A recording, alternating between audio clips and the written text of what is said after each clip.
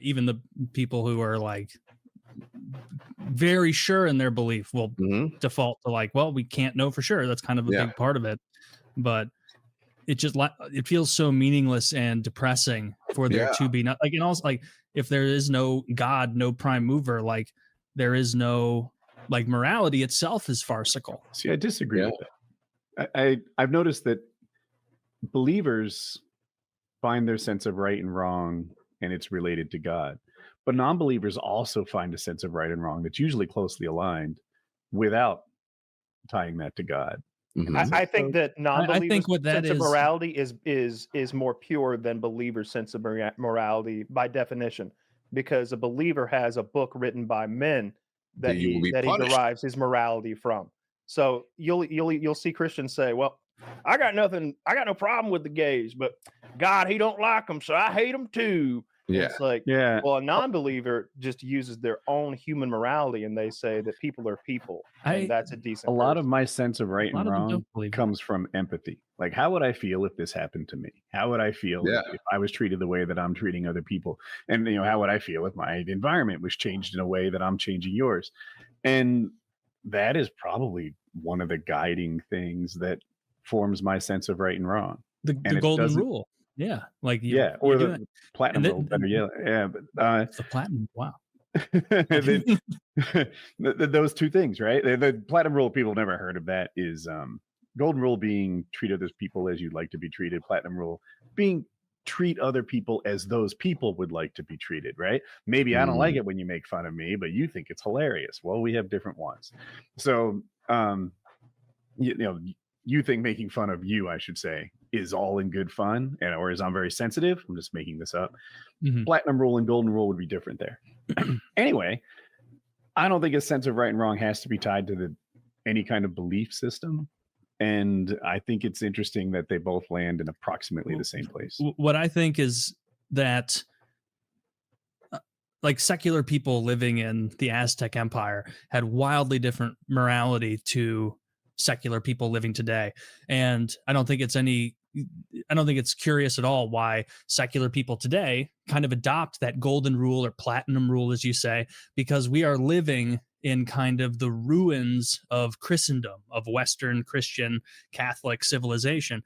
And so like when I hear people say like, oh, we really don't need a God or religion to create these moral codes, because I also believe the golden rule. And it's like, well, you're like a fish swimming around in ruins, and some other fish comes up and goes, hey, what do you think about this water stuff? And you go, what are you talking about?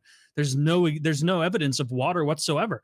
I just happened upon these beliefs serendipitously. And it's like, no, this was an eons of societal pressure and religion creating a form of morality. And now just because we're kind of at the end of that and a lot of people are turning away, they still have that ingrained moral code that was imparted by belief in a higher power or religion. Because we can go to many, many secular societies and look at their morality, and it's reprehensible. It's things that would be totally disgusting to any of us. I've had that same thought before. Like, heck, do I think that my sense of right and wrong just came from what's obvious to me, or am I really just mimicking, what Christians say is right and wrong? But then the inverse of that becomes true too. And I see Christians have their sense of right and wrong sort of morph and change over the years. Like I'm not educated enough to win any debates on this, but you could point to the wearing different kinds of fabrics that was like a big problem, a moral issue in Christianity a long time ago, and it no longer is. It used to be that they would really rip on, I don't know, wealthy people or money lenders and shit. And now they're kind of highly respected. Oftentimes they are the leaders of mega churches and things like that. And I'm just like, man, it seems like we're picking and choosing what's most important about religion to meet modern day sensibilities instead of the opposite. I can explain the mixed fabrics thing. It's fun to poke fun at the Old Testament in that way, but what that actually meant was you should not mix fabrics, meaning like if you are a high priest like Aaron was, you should not also don the garb of a local mayor or a ruler. like you are not both a ruler and a man of God. Like, do not mix fabrics. Like, so they weren't talking about cotton and polyester. No, they didn't have fabrics as they didn't have those. So like it was literally meaning like don't be a religious ruler and a ruler of men. Like don't be this and that. You know, stay in your lane. If you're gonna pursue God, it's about two different fabrics. It's literally you're about incorrect, and I'm very sure. It's definitely about two different fabrics. It's about not mixing wool and linen, so you can distinguish people apart. So you can know the holy men from the common men, the Israelites from others. It's literal. They're saying don't mix wool. You're a Bible literalist? No, it's saying don't wear the clothes. Pick and choose when it's literal. They choose when there is a God and when there isn't a God. Sure, lots of people, you know, are hypocrites and do this and that. I think everybody does that. Every single human. But like, if you like, let's be real. You think that passage was about like, don't sew wool and linen together because that shirt would be too comfortable and lead you to Satan? That's retarded. I think it's about not wear clothes of wool and linen woven together. Yeah. I thought that it was to distinguish those who might wear wool from those who might wear linen, because these were two different classes of people.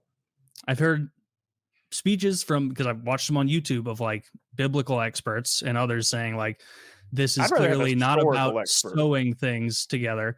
It's about not being a priest and a political ruler. The same way that like these guys, so like that verse goes against and would kind of condemn those guys, like those megachurch guys who are enormous political influencers in addition to enormous religious influencers. Jesus would burst into their fucking church and be flipping the tables too.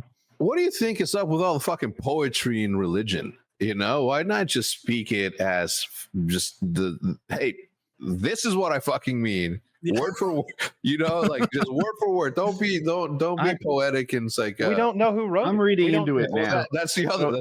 I'm not an expert. I just learned this, but it's saying that there are two categories of clothing: wool, which came from animals, and linen, which came from plants, and they're symbolically blended two different realms of creation.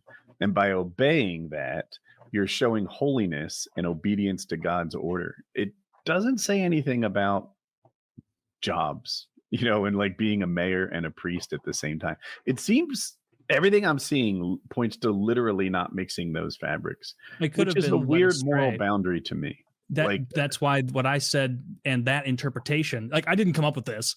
Like it's like it is accepted amongst a lot of religious people. Like it makes more sense. And to Hex's point, it would be easier if they had just written, hey, if you're going to be a high priest hanging out in the tabernacle, you can't also be the governor because now you have, oh man, I should really be following this rule God set out, but it's going to make a lot of my constituents unhappy. Oh, fiddlesticks. I guess now I got to do some mealy mouthing. I got to do some compromising. Separation. What about meat? Well, there's meat with dairy. Yeah. Well, there's also mixing meat with dairy and planting two different types of crop in the same field. Whoa. Steak quesadillas are off the table now? Yeah, absolutely. Yeah, no cheeseburgers. Indefensible. Indefensible. I think, you know, everybody, you know, it's a big book. He can get something wrong. You know? Yeah. Eating meat with cheese, that's something that charcuterie boards, bro. Charcuterie boards. This is something that like Orthodox, like religious practicing Jews still don't do. Yeah. So like Ben Shapiro has never had a cheeseburger. That's why he's so fucking sour all the time. He's never had a bacon cheeseburger. That's double sin. Wow. So what does he eat? So the linen thing, I feel like we landed on.